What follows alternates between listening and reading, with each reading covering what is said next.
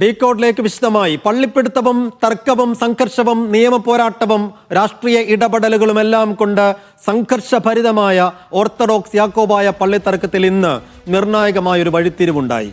തർക്കം നിലനിൽക്കുന്ന പള്ളികൾ ഓർത്തഡോക്സ് വിഭാഗത്തിന് വിട്ടു നൽകാൻ സുപ്രീം കോടതി നിർദ്ദേശിച്ചു. ഒപ്പം യാക്കോബായ സഭയ്ക്കും സർക്കാരിനും രൂക്ഷമായ വിമർശനവും. ഇതുവരെ യാക്കോബായ സഭയ്ക്ക് പോലീസ് സഹായമടക്കമുള്ള പിന്തുണ നൽകിയ സർക്കാരിന് ഇനി കോടതി ഉത്തരവ് നടപ്പാക്കണം. 6 പള്ളികൾ ഓർത്തഡോക്സ് വിഭാഗത്തിന് വിട്ടു നൽകണം.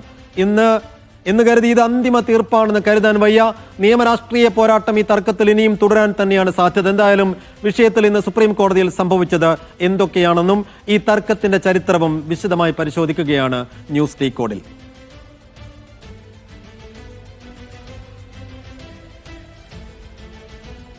പള്ളിത്തർക്കത്തിൽ സുപ്രീം കോടതി മധ്യസ്ഥം. സ്വാഭാവികമായി പതിറ്റാണ്ടുകൾ നീണ്ടൊരു പള്ളിത്തർക്കത്തിനാണ് ഈ നമ്മൾ നേരത്തെ സൂചിപ്പിച്ചതുപോലെ തന്നെ നിയമവ്യവഹാരങ്ങളും രാഷ്ട്രീയ ഇടപെടലുകളും ഒക്കെ കണ്ട പതിറ്റാണ്ടുകൾ. ആ പള്ളിത്തർക്കം ഏറ്റവും ഒടുക്കം ഒരു സുപ്രീം കോടതിയുടെ ഇടപെടലിലേക്ക് പോയ ഒരു പകലാണ് നമ്മൾ കണ്ടത്. അതിൽ നിർണായകമായൊരു ഇടപെടൽ, ഒരു നിർദ്ദേശം സുപ്രീം കോടതി നൽകുന്നു. അതെന്താണെന്നുള്ളതാണ് ഇനി നമ്മൾ കാണുന്നത്. ഓർത്തഡോക്സ് സഭയ്ക്ക് വിട്ടുകൊടുക്കണം. 6 പള്ളികൾ, യാക്കോബായ സഭയുടെ നിയന്ത്രണത്തിൽ ഉണ്ടായിരുന്ന 6 പള്ളികൾ ഓർത്തഡോക്സ് സഭയ്ക്ക് വിട്ടുകൊടുക്കണം. ആ നിയമം, കോടതി ഉത്തരവ് നടപ്പാക്കാൻ പോലീസിന്റെയും സർക്കാരിന്റെയും ഒക്കെ സഹായവും നൽകേണ്ടി വരും. ആ നിലയ്ക്ക് വേഗത്തിൽ തന്നെ ഈ ഉത്തരവ് നടപ്പാക്കണമെന്നുള്ളൊരാവശ്യം കൂടി സുപ്രീം കോടതി മുന്നോട്ട് വെക്കുകയാണ്. വിട്ടുകൊടുക്കേണ്ട പള്ളികൾ ഏതൊക്കെയാണെന്നുള്ളതാണ് ഇനി പ്രേക്ഷകർ ഉറ്റുനോക്കുന്ന കാര്യം. അതിലേക്കാണ് ഇനി വരുന്നത്. എറണാകുളം ജില്ലയിലും പാലക്കാട് ജില്ലയിലുമായിട്ടുള്ള പള്ളികളാണ് വിട്ടുകൊടുക്കേണ്ടത്. എറണാകുളം ജില്ലയിൽ വിട്ടുകൊടുക്കേണ്ട ആദ്യത്തെ പള്ളി പുളിന്താനം ചർച്ചാണ്. രണ്ടാമത്തേത് എറണാകുളം ജില്ലയിൽ തന്നെ മഴുവന്നൂർ പള്ളിയാണ്. മൂന്നാമത്തെ പള്ളി എറണാകുളം ജില്ലയിൽ തന്നെ ഓടക്കാലി ചർച്ചാണ്. എറണാകുളത്ത് 3 പള്ളികൾ എറണാകുളത്താണ്. ഇനി പാലക്കാട് ജില്ലയിലെ എരുക്കുംചിറ പള്ളിയും ഓർത്തഡോക്സ് വിഭാഗം യാക്കോബായ വിഭാഗം ഓർത്തഡോക്സ് സഭയ്ക്ക് വിട്ടുകൊടുക്കണം. പാലക്കാട് ജില്ലയിലെ തന്നെ മംഗലം ഡാം ചർച്ചും വിട്ടുകൊടുക്കണം എന്ന് നിർദ്ദേശിച്ച പള്ളിയാണ്.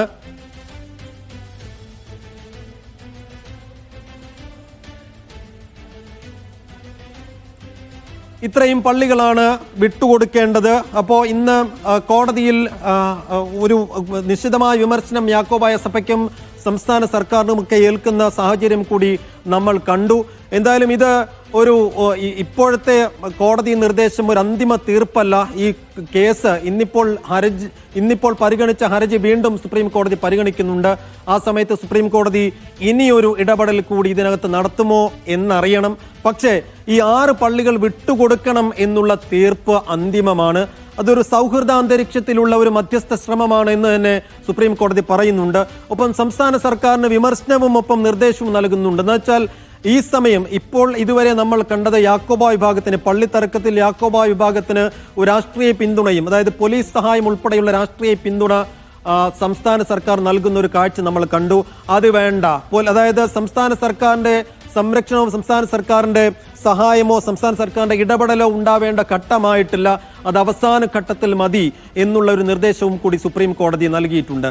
എന്തായാലും ഈ നിർദ്ദേശം ഇനി എത്ര വേഗത്തിൽ നടപ്പാക്കാൻ യാക്കോബായ സഭയ്ക്ക് കഴിയും? ഇനിയും തർക്കങ്ങളിലേക്ക് കാര്യങ്ങൾ പോകുമോ? കോടതി ഉത്തരവാണ്, നടപ്പാക്കേണ്ട ബാധ്യത സ്വാഭാവികമായും സംസ്ഥാന സർക്കാരിനും പോലീസിനും ഉണ്ടാകും. അങ്ങനെയെങ്കിൽ ഇത് വീണ്ടും നിയമ പോരാട്ടങ്ങളിലേക്കും ഒപ്പം ക്രമസമാധാന പ്രശ്നങ്ങളിലേക്കും നീങ്ങുമോ എന്നുള്ള ചോദ്യം ഇപ്പോഴും അവിടെ ബാക്കിയാണ്. പക്ഷെ അതിനെല്ലാം അപ്പുറത്തേക്ക് ഇത് കോടതി വിധിയാണ്, നടപ്പാക്കിയ ആ നിലക്ക് ഇത് നടപ്പാക്കുന്ന ഘട്ടത്തിലേക്ക് തന്നെയാണ് പോകുന്നതും. എന്തായാലും ഇനി നമ്മൾ പരിശോധിക്കുന്നത് എന്താണ് ഈ പള്ളിത്തർക്കം. പതിറ്റാണ്ടുകൾ നീണ്ട നിയമവ്യവഹാര പോരാട്ടങ്ങൾ, ക്രമസമാധാന പ്രശ്നങ്ങൾ, സംഘർഷങ്ങൾ, പള്ളിപ്പിടുത്തം, ഏറ്റുമുട്ടലുകൾ, ഇതൊക്കെ കണ്ട ഈ യാക്കോബായ ഓർത്തഡോക്സ് പള്ളിത്തർക്കത്തിന്റെ ഇന്നലകളിലേക്ക്, അതിന്റെ ചരിത്രം നമ്മളൊന്ന് പരിശോധിക്കുകയാണ്. അജി കുഞ്ഞുമോൻ വരും ന്യൂസ് ഡെസ്കിൽ നിന്ന്. അജിയിലേക്ക്. സേഫ് സൂചിപ്പിച്ചതുപോലെ തന്നെ ഇന്നലകളിലേക്ക് ഒരു യാത്ര നടത്തുകയാണ്. ആ ഇന്നലകളിലേക്കുള്ള യാത്ര ഈ വർഷങ്ങൾക്ക് മുൻപ്, അതായത് 1653 ലത്തീൻ വൽക്കരണത്തിനെതിരെ ആർച്ച് ഡീക്കൻ തോമയുടെ നേതൃത്വത്തിൽ മട്ടാഞ്ചേരിയിൽ നടന്ന കൂനൻകുരിശ് സത്യത്തോടെയാണ് കേരളത്തിലെ നസ്രാണി ക്രൈസ്തവർ രണ്ടാകുന്നത്. ഒരു വിഭാഗം കത്തോലിക്ക സഭയ്ക്കൊപ്പം നിലകൊണ്ടു. കൂനൻകുരിശ് സത്യക്കാർ പ്രത്യേക വിഭാഗമായി മാറി. 1665 അന്തോക്കിയയിൽ നിന്ന് വന്ന യാക്കോബായ മെത്രാനായ മാർ ഗിഗ്രോറിയോസിനെ 1-ാം മാർത്തോമയായ ആർച്ച് ഡീക്കൻ തോമയുടെ നേതൃത്വത്തിൽ സ്വീകരിച്ചതോടെയാണ് യാക്കോബായ വിശ്വാസം കേരളത്തിൽ ആരംഭിക്കുന്നത്. 1818 മാവേലിക്കരയിൽ ചേർന്ന സഭാ സിനഡ് ആംഗ്ലിക്കൻ സഭയുമായി സഹകരണം അന്ന് പ്രഖ്യാപിച്ചു. മാവേലിക്കരയിൽ തന്നെ ചേർന്ന 1836 സിനഡ് ആംഗ്ലിക്കൻ വിശ്വാസത്തെ തള്ളിപ്പറയുകയും ചെയ്തു. ഇത് സഭയിൽ വലിയ രീതിയിലുള്ള പ്രതിസന്ധിയാണ് അന്ന് സൃഷ്ടിച്ചത്. കടുത്ത ആഭ്യന്തര കലഹത്തിലേക്ക് സഭ വീണു. പ്രശ്നപരിഹാരത്തിനായി അന്ത്യോക്യൻ പാത്രിയോസിനെ തന്നെ കേരളത്തിലേക്ക് എത്തിക്കുകയും ചെയ്തു. മലങ്കര സഭയുടെ ആത്മീയ തലവൻ എന്നതിനൊപ്പം ഭൗതിക സമ്പത്തും തന്റെ കീഴിലാണെന്ന പാത്രിയാർക്കീസിന്റെ പ്രഖ്യാപനത്തിനെതിരെ അന്നത്തെ മലങ്കര മെത്രാപ്പോലീത്ത വട്ടശ്ശേരി 6-ാം ദിവന്യാനുസിന്റെ നേതൃത്വത്തിൽ പ്രതിഷേധമുയർന്നു. ഇവിടെ മുതലാണ് സഭാതർക്കത്തിന്റെ ഉടലെടുക്ക് ആരംഭിക്കുന്നത് എന്ന് വേണമെങ്കിൽ നമുക്ക് പറയാം. ഇതോടെ കേരളത്തിലെ യാക്കോബായ സഭ 2 വിഭാഗമായി തിരിഞ്ഞു. അന്ത്യോക്യൻ പാത്രിയാസിനെ അനുകൂലിക്കുന്നവർ ബാബ കക്ഷി എന്നും വട്ടശ്ശേരി മെത്രാപ്പോലീത്തെ അനുകൂലിച്ചിരുന്നവർ മെത്രാൻ കക്ഷി എന്നുമാണ് അറിയപ്പെട്ടത്. ബാബ കക്ഷി പിന്നീട് യാക്കോബായ എന്നും മെത്രാൻ കക്ഷി പിന്നെ ഓർത്തഡോക്സ് സഭയെന്നും അറിയപ്പെട്ടു. അതാണ് നമ്മൾ ഇന്ന് കാണുന്ന ഓർത്തഡോക്സ് യാക്കോബായ സഭാ വിശ്വാസികൾ. തുടർന്ന് 1912 മെത്രാൻ കക്ഷി മലങ്കരയിൽ കാതോലിക്കറ്റ് സ്ഥാപിച്ചു. മാർത്തോമയുടെ സിംഹാസനം നിലവിൽ വന്നതായി പ്രഖ്യാപിക്കുകയും ചെയ്തു. എന്നാൽ അപ്പോഴത്തെ അന്ത്യോക്യൻ പാത്രിയസായിരുന്ന അബ്ദുള്ള കാതോലിക്കറ്റിനും മലങ്കര മെത്രാപ്പോലിത്തയ്ക്കും മുടക്ക് കൽപ്പിക്കുകയാണ് ഉണ്ടായത്. മറുപടിയായി അബ്ദുള്ള പാത്രിയാസിന്റെ മുൻഗാമിയായ അബ്ദേഹ മിശിഹ പാത്രിയാസിനെ കേരളത്തിലെത്തിച്ച മെത്രാൻ കക്ഷി മുടക്ക് നീക്കലും കാതോലിക്കറ്റ് സ്ഥാപനവും പ്രഖ്യാപിച്ചു. ഇതോടെ സഭയിൽ പിളർപ്പ് നടപ്പിൽ വന്നു. തുടർന്ന് വ്യഭിചാരങ്ങളുടെ കാലഘട്ടമായിരുന്നു. ഇരുപക്ഷവും വ്യഭിചാരങ്ങളുടെ കാലഘട്ടത്തിലേക്ക് നീങ്ങിക്കൊണ്ടേയിരുന്നു. ഇതിൽ മുഖ്യം വട്ടിപ്പണി കേസായിരുന്നു. അതായത് വട്ടിപ്പലിശ കേസെന്നാണ് അന്നത്തെ ആളുകൾ ഇതിനെ പറഞ്ഞിരുന്നത്. ഇന്ന് ഈ സഭാതർക്കത്തിലെ ഏറ്റവും മൂർധന്യ അവസ്ഥയിൽ നിൽക്കുന്നതും ഏറ്റവും വലിയ വ്യവഹാരങ്ങളിൽ ഒന്ന് ഈ വട്ടിപ്പണി കേസ് തന്നെയായിരുന്നു. ഇതിനിടെ മെത്രാൻ കക്ഷി 1934 ഭരണഘടനയുണ്ടാക്കി. ഈ വട്ടിപ്പണ കേസിൽ 1958 സുപ്രീം കോടതിയുടെ അന്തിമ വിധി വന്നു. വിധി ഓർത്തഡോക്സ് സഭയ്ക്ക് അനുകൂലമായിരുന്നു. 1958 മുതൽ 1970 വരെ ഇരുവിഭാഗവും യോജിച്ച് നീങ്ങി. പിന്നീട് 1934 ഭരണഘടന 2 ഭാഗവും അംഗീകരിച്ചു. ഈ രണ്ട് സഭയും ഒരുമിച്ച് പ്രവർത്തിച്ചിരുന്ന ഒരു കാലഘട്ടം 1958 മുതൽ 1970 വരെയാണ്. അന്ന് 1934 രൂപീകരിച്ച ഭരണഘടന ഇരുഭാഗങ്ങൾ അംഗീകരിക്കുകയും ചെയ്തു. മാർത്തോമായുടെ സിംഹാസനം അടക്കമുള്ള വിഷയങ്ങളെ ചൊല്ലി നടന്ന തർക്കത്തെ തുടർന്ന് വീണ്ടും പിളർപ്പിലേക്ക് നീങ്ങുകയാണ് ഉണ്ടായത്. അന്ത്യോക്യൻ പാത്രിയാസ് 1975 ബാവ കക്ഷിക്കും കത്തോലിക്കയായി വാഴിക്കുകയും ചെയ്തു. ഇതോടെ ഒരു സഭയ്ക്ക് ഒരേ സമയം 2 കാതോലിക്ക എന്ന നിലയുണ്ടായി. നീണ്ട കോടതി വ്യവഹാരങ്ങൾക്കൊടുവിൽ 1995 സഭയുടെ ഭരണം ഭൂരിപക്ഷത്തിന് നൽകണമെന്നും 1934 ഭരണഘടന നിലനിൽക്കുമെന്നും സുപ്രീം കോടതി വിധിച്ചു. തുടർന്ന് തെരഞ്ഞെടുപ്പ് നടത്തി മലങ്കര അസോസിയേഷൻ രൂപീകരിക്കാൻ ജസ്റ്റിസ് VS മളിമഠ് കമ്മീഷനെ സുപ്രീം കോടതി നിയമിച്ചു. പരിമലയിൽ വെച്ച് അസോസിയേഷൻ യോഗവും വിളിച്ചു ചേർക്കുകയും ചെയ്തു. പിന്നീട് 1064 പള്ളികൾ എന്നത് ഇരുപക്ഷത്തെയും ഉപലിസ്റ്റുകൾ കൂടി പരിഗണിച്ച് 1664 പള്ളികളായി ഉയർത്തി. അംഗങ്ങളുടെ അടിസ്ഥാനത്തിൽ പ്രതിനിധികളെ വേണമെന്ന യാക്കോബായ വിഭാഗത്തിന്റെ ആവശ്യവും അംഗീകരിക്കുകയും ചെയ്തു. ഇരുവിഭാഗവും അംഗീകരിച്ച വോട്ടേഴ്സ് ലിസ്റ്റ് നിലവിൽ വന്നു. യാക്കോബായ വിഭാഗത്തിലെ കാതോലിക്ക 1996 മരിച്ചതോടെ ഓർത്തഡോക്സ് വിഭാഗത്തിന്റെ കാതോലിക്ക മാത്രമായിരുന്നു നിലവിലുണ്ടായിരുന്നത്. അന്നത്തെ കാതോലിക്ക മെത്രാപ്പോലീത്ത സ്ഥാനങ്ങൾ രാജിവെച്ചു. എന്നാൽ യാക്കോബായ വിഭാഗം തെരഞ്ഞെടുപ്പിൽ പങ്കെടുക്കുകയും ചെയ്തില്ല. ഇതോടെ ഓർത്തഡോക്സ് വിഭാഗത്തിന് സഭാഭരണം ലഭിച്ചു. ബാവ കക്ഷിക്ക് വീണ്ടും കാതോലിക്ക ആയി വേണമെന്ന ആവശ്യം ഉയരുകയും ചെയ്തു.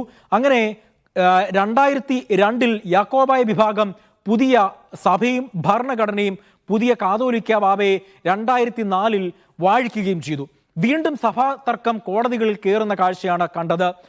ഹൈക്കോടതി വിധി ഓർത്തഡോക്സ് സഭയ്ക്ക് അനുകൂലമായി വിധിച്ചു. എന്നാൽ വിധി നടപ്പാക്കണമെന്നാവശ്യപ്പെട്ട് 2014 Kolenchery Saint Peter's Saint Paul's ഇടവക അംഗം KS വർഗീസ് സുപ്രീം കോടതിയിൽ ഹർജി നൽകി. ഒടുവിൽ 2017 ജൂലൈ 3 ജസ്റ്റിസ് അരുൺ മിശ്രയുടെ ബെഞ്ച് ഓർത്തഡോക്സ് സഭയ്ക്ക് അനുകൂലമായി അന്തിമ വിധി പുറപ്പെടുവിച്ചു. ആ വിധി നടപ്പാക്കി കിട്ടുന്നതിനായി ഓർത്തഡോക്സ് വിഭാഗം സമർപ്പിച്ച ഹർജികളിൽ പള്ളികൾ പിടിച്ചെടുത്ത് ഓർത്തഡോക്സ് വിഭാഗത്തിന് കൈമാറാൻ ഹൈക്കോടതി ഉത്തരവിട്ടിരുന്നു. എന്നാൽ ഹൈക്കോടതി ഉത്തരവുകൾ പലപ്പോഴും നടപ്പാക്കാൻ മാറി മാറി വന്ന സർക്കാരുകൾ കാലതാമസം വരുത്തി. പിന്നീട് ഹർജികളുമായി ഇരു കൂട്ടരും സുപ്രീം കോടതിയിലേക്ക് പോയിക്കൊണ്ടിരിക്കുന്ന കാഴ്ചകളാണ് ഈ സമീപ ദിവസങ്ങളിലെല്ലാം തന്നെ നമ്മൾ കണ്ടുകൊണ്ടിരിക്കുന്നത്. നിലവിൽ ഇപ്പോഴത്തെ വിധി അനുസരിച്ച്, അതായത് ഇന്ന് സുപ്രീം കോടതിയിൽ നിന്ന് വന്ന വിധി അനുസരിച്ച് 6 പള്ളികൾ, ഈ യാക്കോബായ സഭയെ കൈവശം വെച്ചിരിക്കുന്ന 6 പള്ളികൾ ഓർത്തഡോക്സ് വിഭാഗത്തിന് വിട്ടുകൊടുക്കണമെന്നാണ് സുപ്രീം കോടതി ഉത്തരവിട്ടിരിക്കുന്നത്. സേഫോ, ശരി, എന്തായാലും 2017 സുപ്രീം കോടതി വിധിയാണ് ഇതിൽ ഇന്ന് ഒരു നിർണായകമായ നിർദ്ദേശം നൽകാൻ അടിസ്ഥാനപരമായ കാര്യം. എന്നുവെച്ചാൽ മലങ്കര സഭയ്ക്ക് കീഴിലുള്ള പള്ളികൾ 1934 ഭരണഘടന അനുസരിച്ച് വേണം ഭരണം നടത്തേണ്ടതെന്ന 2017 സുപ്രീം കോടതിയുടെ വിധി ഉണ്ട്, അത് നിലനിൽക്കുന്നുണ്ട്. ആ വിധിയുടെ അടിസ്ഥാനത്തിലാണ് ഇന്നിപ്പോൾ ഈ തർക്കത്തിൽ ഒരു മധ്യസ്ഥം എന്ന നിലയ്ക്ക്, ഒരു സൗഹൃദ അന്തരീക്ഷത്തിൽ ഈ വിഷയം അവസാനിപ്പിക്കണമെന്നുള്ള നിലയ്ക്ക് കൃത്യമായ നിർണായകമായ നിർദ്ദേശങ്ങൾ സുപ്രീം കോടതി പുറപ്പെടുവിച്ചത്. ഇനി ആ നിർദ്ദേശങ്ങൾ എങ്ങനെ നടപ്പിലാക്കാൻ കഴിയുമെന്നുള്ളതാണ് ചോദ്യം. അതിന് വരും നാളുകളിൽ വീണ്ടും രാഷ്ട്രീയ പോരാട്ടങ്ങളിലേക്കും നിയമവ്യവഹാര പോരാട്ടങ്ങളിലേക്കും നീങ്ങുമോ എന്നും കണ്ടറിയണം.